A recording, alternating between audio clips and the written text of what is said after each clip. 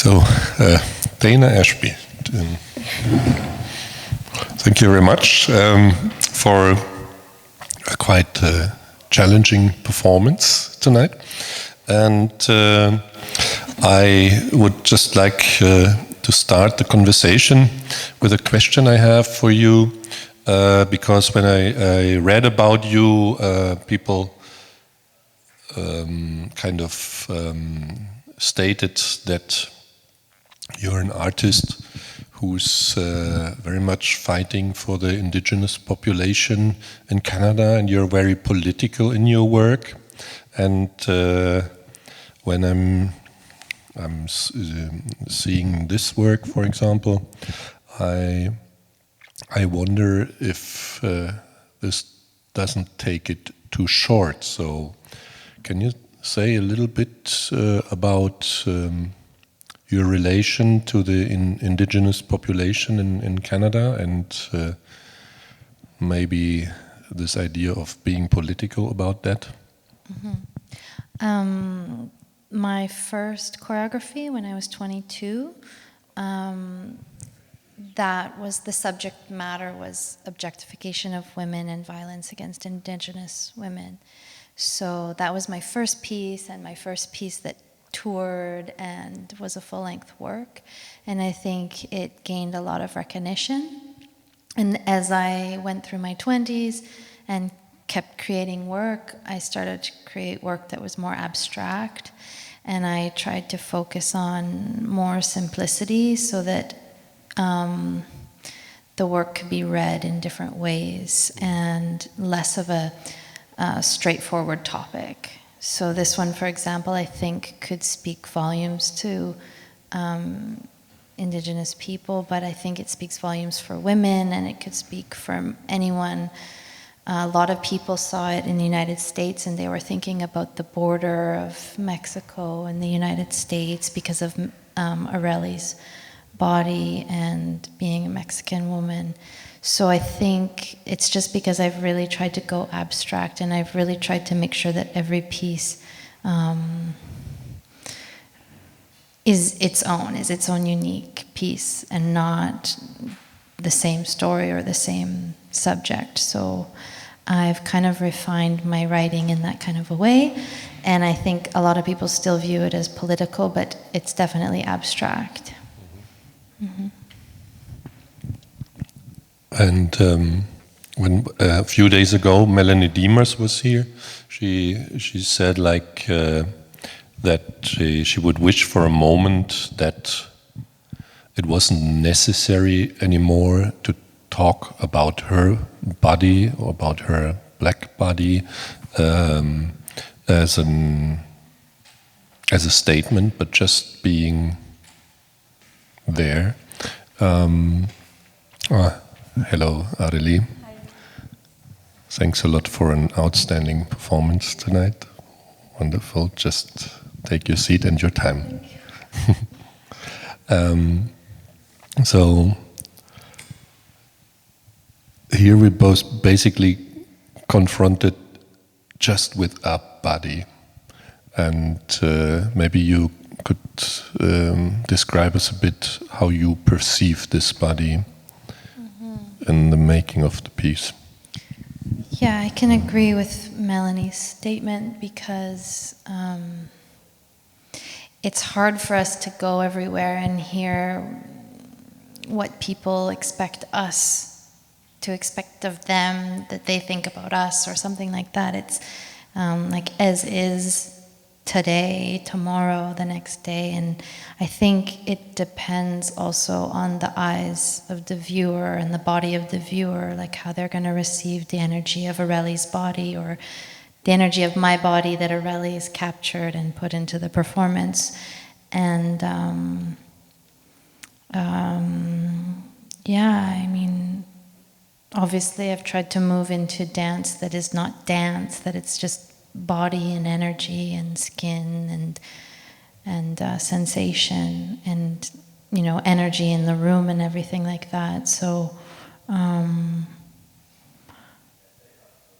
body's important, and the the language of the body is a communication. I think there's many layers of communication within performance, and I think that's what's important to me, is that we're using the body to communicate with each other as opposed to other forms of communication. So we're retraining our ability to communicate and connect with our own bodies in the same way that we connect with other people's bodies, and understanding each other more on a day-to-day basis through our body and our skin and our energy.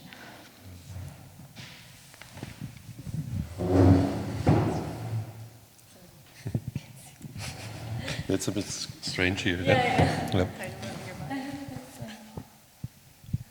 You have one. So when you're exposing, like one movement pattern, which is kind of repeated 3 times, in this reduction, in this simplicity, there's also, there seems to be an invitation to digest, in a way, to also get acquainted with this body, and but in the process of it, it feels like this body is transforming. And do you think it's to do with this slowliness, or is it a repetition that invites us to have a closer and a more, let's say, maybe not relaxed, but entspannt? Was heißt entspannt auf English? A more released view on that body. I think my goal, there was 2 within what you've asked. Like the repetition is to insist on something, and the slowness is to give ourselves the time to actually sink into all that could be happening or is happening when we actually think nothing's happening or not enough is happening. Or maybe to let go of those expectations of being entertained and actually just listen to yourself, listen to the room, listen to your own thoughts and projections on the piece, and the information coming from it, and the imagery coming from it, and the storyline coming from it. So I'm just insisting on something with the repetition, but I'm also saying, okay, like, there's not going to be anything fancy to prove that it's a good show. It's just how it enters you and how it enters her and how that flows in the room. And Areli, in which way do you sense that? If we take you or your body in movement as a display, maybe where we can kind of follow our own thoughts about our own transformations of our reception. Do you have any kind of a perception of how the audience responds to it, which goes beyond, I don't know, being attentive or being bored? Yes. Now today specifically was very challenging with the mask, because it's our first show with mask, it's our second show on this situation. But it was really strong to see, to just be able to catch each person gaze. And I feel it, of course. I don't have like many opportunities specifically on the piece to look, but when I have time to look, I can relate with whoever I can see, and I can feel the energy, of course. Like, there is so many times when you can see people are desperate, or they cannot handle it, or they want to see more. it's very, at the beginning, it wasn't easy. I didn't know how to read at the beginning. It was like, okay, it's, when the first shows, now is 3 years that we're doing the piece. 3.5. 3.5. So it was a process to understand what I'm doing, where I'm going, how the floor, how is the oil, because every day and every show and every performance is different. And it does affect if the tape is in the middle of if I'm on here. It does affect my body. And then how can I connect? And now how can I find other, the audience feelings? Yeah, but today was very touching. Just the situation is. Of course, every day, every show is different, and there is always something. But today, specifically, it was like, okay, this is where we are, and it does change something. I think today was a really different show. That other ones, I was trying to, answer or respond to the reactions that I can feel. Just a few days ago, I went to Kammerspiele to see a performance of Doris Ulich, who I've been also working with for quite a while. And she has an ability to expose the human body in complete nudity that after 5 minutes you completely forget that these persons are naked, and then you look at the materiality of the body, and you look at what's actually happening rather than having a kind of more erotic perception on the body or whatsoever. However, I felt that through the audience wearing masks, this relation changes a bit, and I have the feeling that it's much more creating a voyeuristic situation if the person who's watching is having a mask. Do you have sensations like this, or is it more like it's just a communication that's missing? Or I don't think it's a communication missing. I think it's a stronger communication, because now the only thing that I can see is the eyes. I think it goes beyond the mask and beyond the fact that we are just like this separate. Instead, normally I will have the people here, the audience.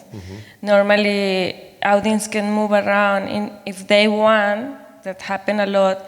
They sit in there at the beginning, and then they come to sit here right beside me because they want to see these details. Now there is no opportunity, so I can see and I can feel how is people, specifically the bodies, how their bodies are just like this, and then they, like they're moving because they want to see it. And I think it's going, maybe I just say, oh, the mask, and it sounds very, it just sounds very weird because of the situation, but it go farther than that. It was stronger because I can read different things. I don't need this.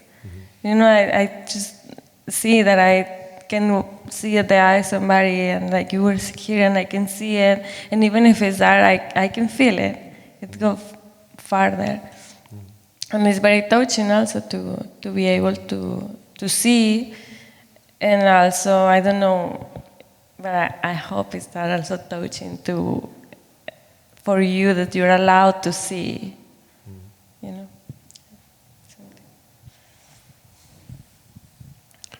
So I see a certain climax, not just in one phrase, but also in the whole piece. I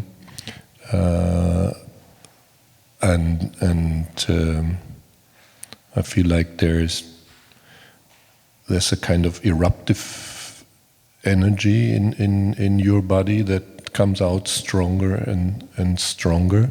So is this also something about kind of claiming the right for this body to exist, or what's more? What's your idea behind the kind of setting we are seeing here? Well, I think one is that the body should take up more space and time, and it does that.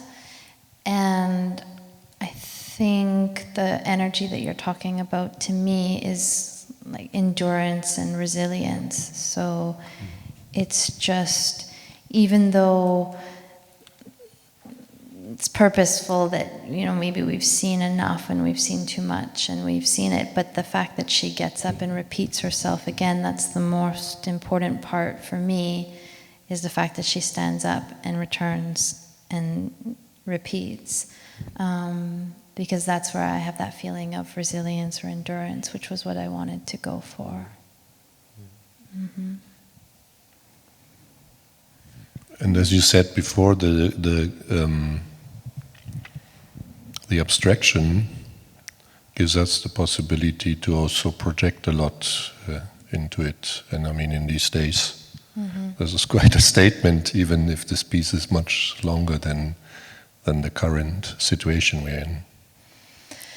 Yeah, I always enjoyed it when people would come up to me and say, hey, okay, you know that part when she does this? Oh, I saw a butterfly. And I would say like, and they would be like, was I right? And I would be like, of course you were, because like, that came from you and it came out of her, and somehow that was, you know, an image that you saw. And I really liked when I stopped trying to tell people what the story was for me and let them tell me what the story was for them. And then that's when I really started to enjoy more subtleties and, not pushing something out so far that maybe I see an image of Areli, but I'm not going to tell her what it is and make sure that it's exactly on point and that we all see it and then we see it from every angle, but that it's there somewhere and it could be captured, but it might not be captured tonight and it might come back to us in 6 months. So there's all of that in there.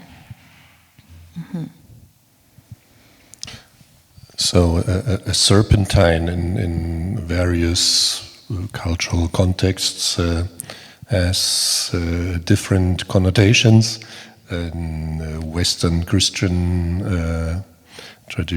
thinking tradition, it stands more for the animal that attempts Adam and Eve to take the apple. And my question would be, was the title there before the choreography, or did you define it later on, and with which kind of intention?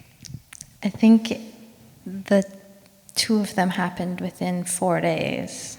There was a show, Areli, my obsession with rocks, and this piece that we made actually in my living room 4 days or 3 days. And the title actually was for like this gemstone that I had, this mineral, and it fit so perfectly because it had more than one meaning. And of course, I think it was Alejandro who did our film the first time we ever performed it, and he said, oh, serpentina, something about like a feminine snake. And then there's the movement that's very snake-like at the end of the piece, and you know, so that I love it because it's multifaceted. It's not one thing, but I know that for me, I was thinking of the stone. Is there a question from you that I could ask them and say it into the microphone?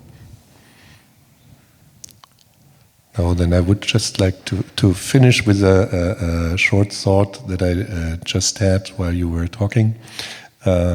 After these 4 artistic propositions of Louis Le Cavalier, Daniel Leveillé, Melanie Diemers, and today yours, I found out something that I didn't plan with it, but I think there's such a strength in the bodies of all the performers we have seen, that this is really an outstanding quality. And of course, in all the different artistic propositions, you can see very different statements about the body, but as a whole, and this was also very good example from you today. I feel an incredible strength and resilience in your body, and thanks a lot for your strength to come here and to share this with us. And I would like you to enjoy the rest of the night, and thank you very much for being here. Yeah, thank you for having us. Thank you. Thank you.